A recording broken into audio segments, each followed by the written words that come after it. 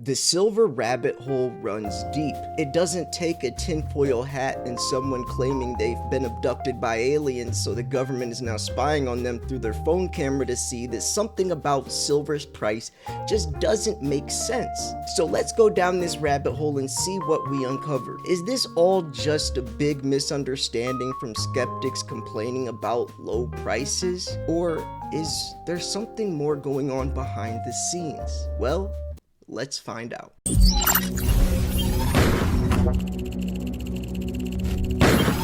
Connection established.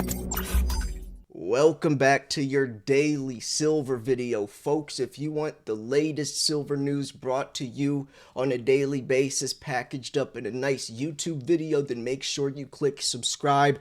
I'll be doing some giveaways soon. I scheduled a podcast with Andy Sheckman next week. There's a lot it's going to be going on, folks, and I'm going to be bringing it all to you on a daily basis.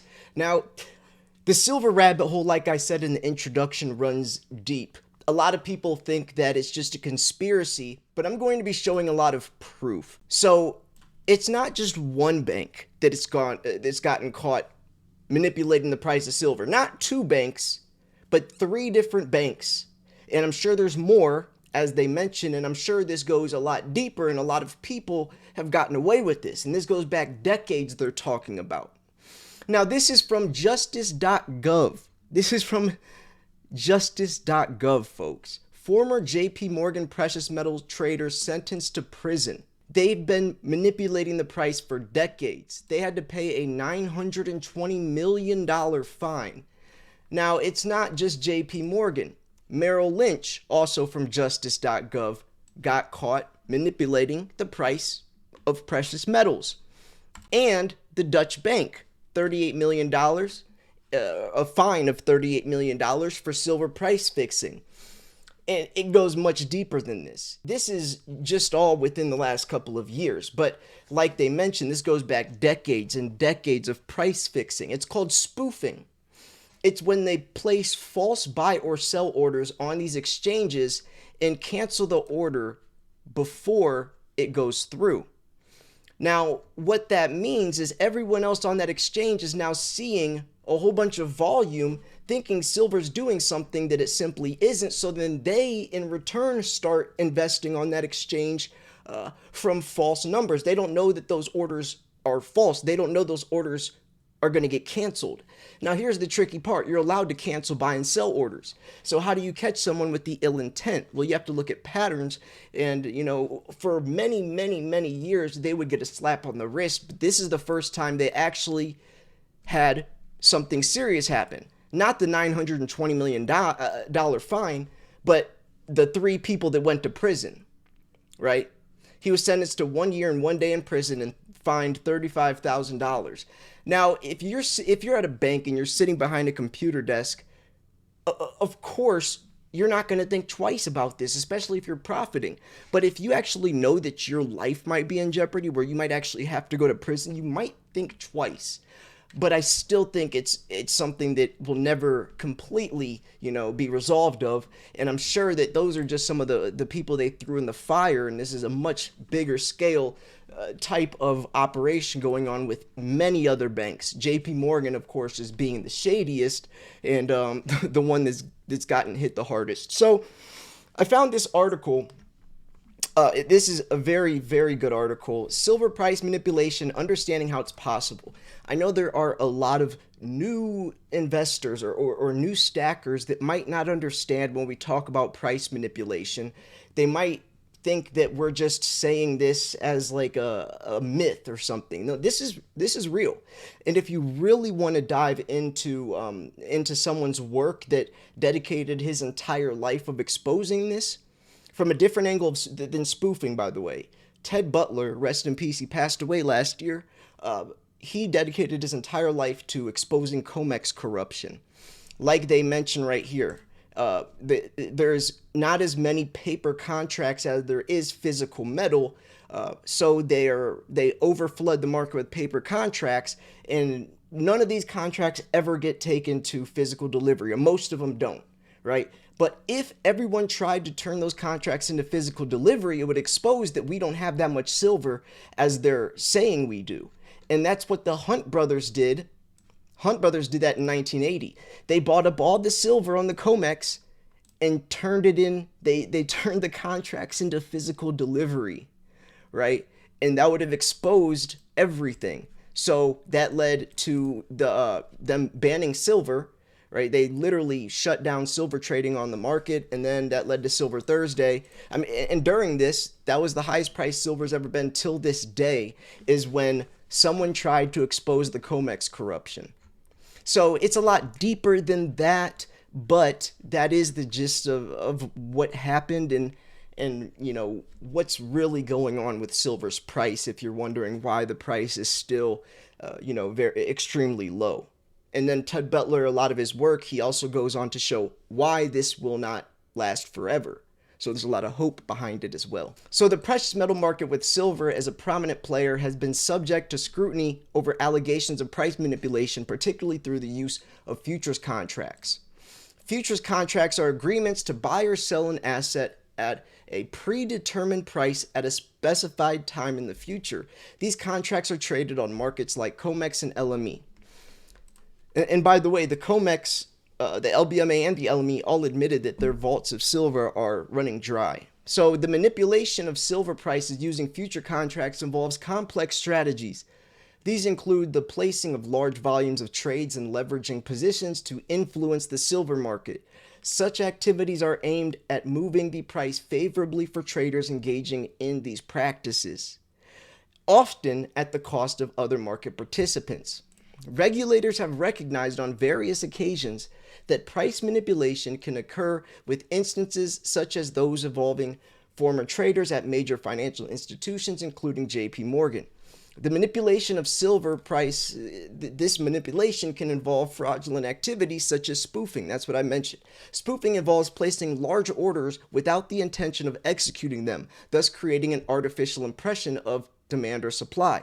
The impact of such manipulation stretches across the price discovery process, affecting investors in the overall silver market, like I was mentioning. They're basically manipulating other people's perspective of what the market's doing on that exchange, so then they start doing what they want. So here's some of the key takeaways. Silver futures contracts can be used to influence prices in the market. Regulatory bodies have identified and acted upon fraudulent manipulation tactics. Price manipulation has tangible effects on market investors and silver valuation. Understanding silver futures and the commodities market. The role of future contracts in price setting. This is all very important to understand how they do this. So pay attention, folks. You got to know this stuff, especially if you're someone who might be talking to a friend or family member, or even just understanding what could be happening in the economy or through the markets and how that would affect the price for someone who might want to be entering the market at a certain time, or trading or selling. You got to understand how prices actually work. So make sure you pay attention to this. You don't want to be just blindly investing into some asset and you don't understand how the price even works. That's more like gambling, folks. So the role of futures contracts in price setting.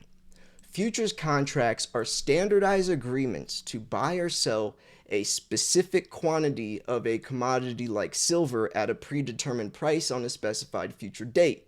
These contracts are traded on exchanges and are used by traders as tools for price discovery and risk management.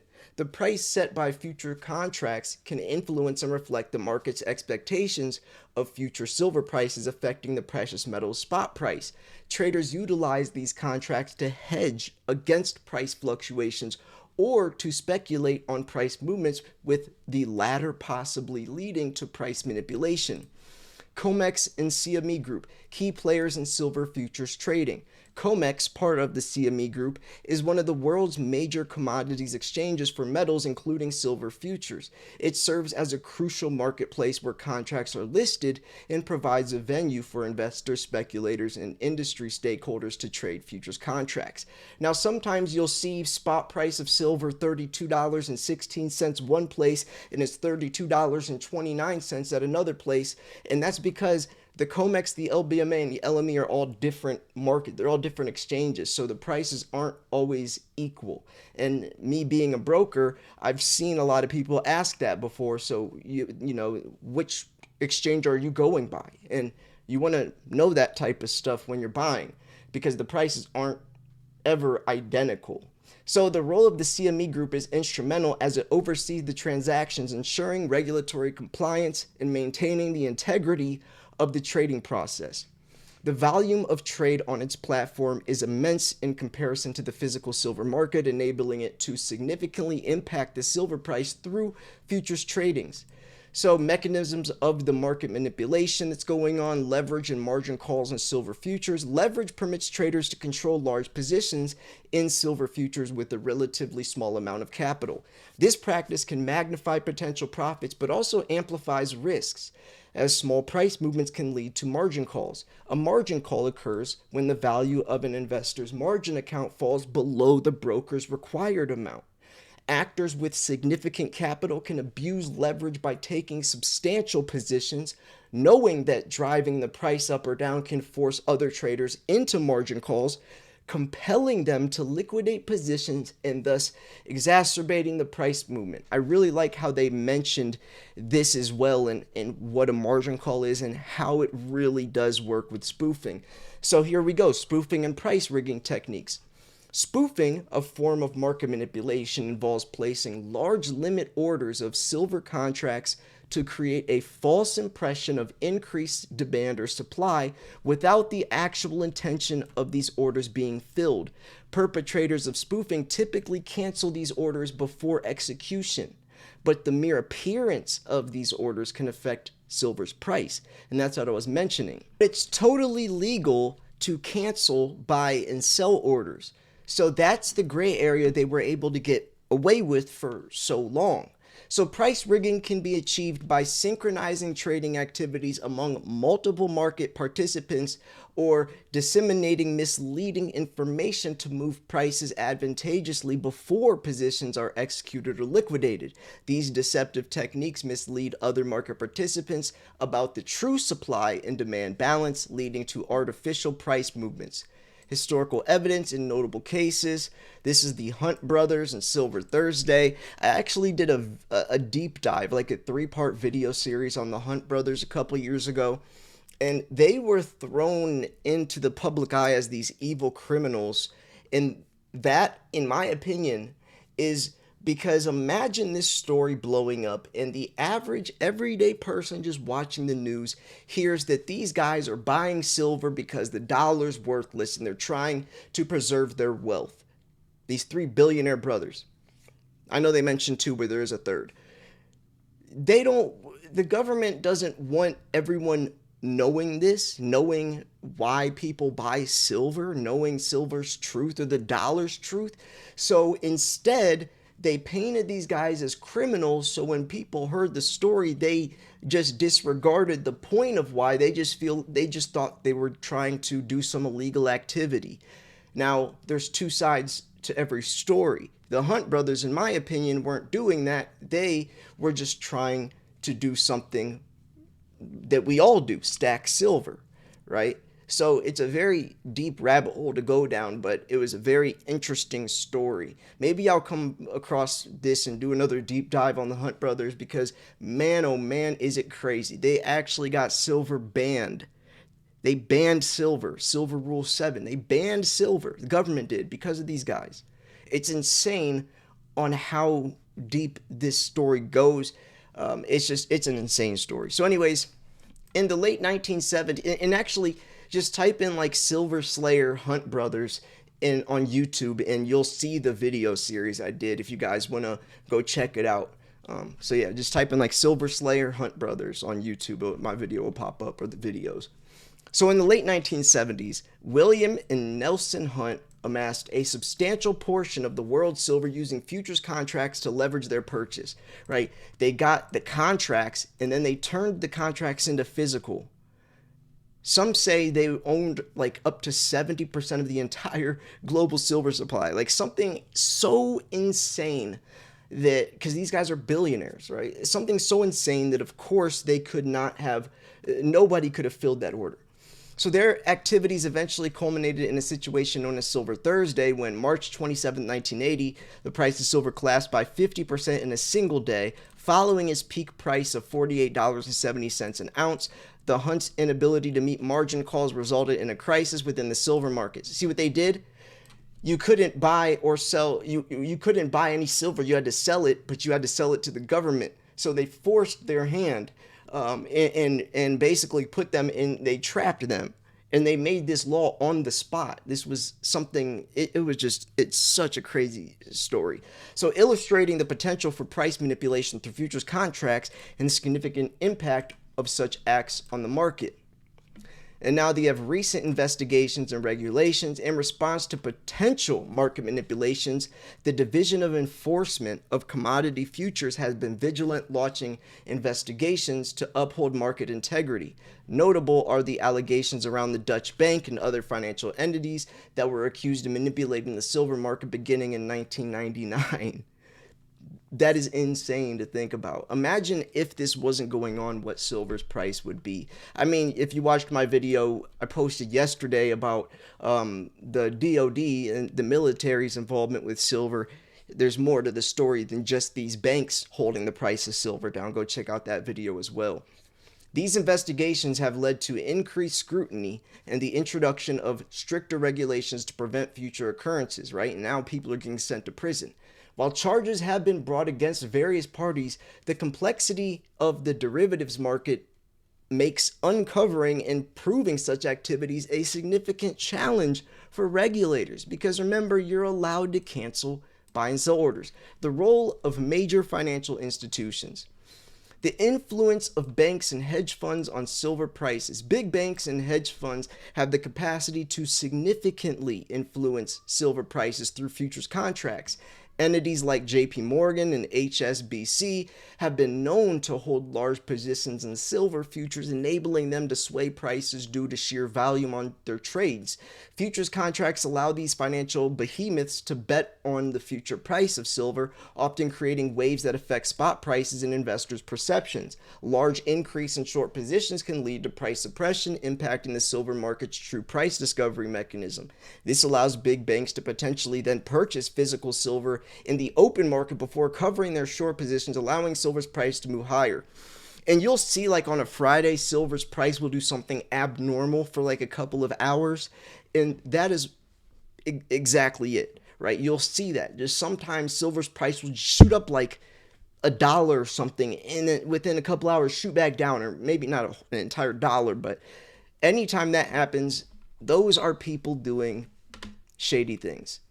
Investigations into big banks and market conduct. Of course, the Dutch bank, and by the way, this is kind of where it started. They branched out, which has led to wider industry investigations. The CFTC and other regulatory bodies have examined the activities of financial institutions to ensure market integrity, suspected manipulation, abuses of market power. I remember on the JP Morgan case, the guys had like a WhatsApp or something along those lines of like some type of social media to all talk. And the way that they were all bragging about how they were manipulating the market, saying, watch this, in 20 minutes I'm going to do this or that or whatever. And it was disgusting, because when they're doing that, people are losing a lot of money. And man, I wish I could find those transcripts from that case, that court case. It was so interesting because they showed it. They showed the WhatsApp messages within the group, and they named the group something like very just vulgar. It's just ignorance, man. It's insane. So retail investors and silver demand fluctuations, price rises due to speculative activities.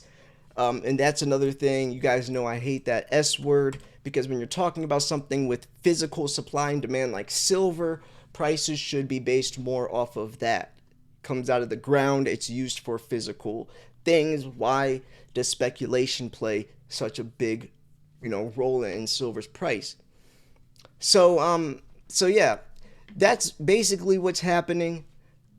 Obviously, it's a lot deeper than that, but here's some frequently asked questions. I think this would be interesting. When is the silver market expected to cease or market manipulation? There's no definitive answer, of course. There's a lot of different factors that can influence it. So yeah, I mean, if you want some more insight on that, then go check out Ted Butler's work, Butler Research. So how did the 1980 silver market manipulation affect today's prices? It's had a lasting impact, instigated regulatory changes, prevent such occurrences.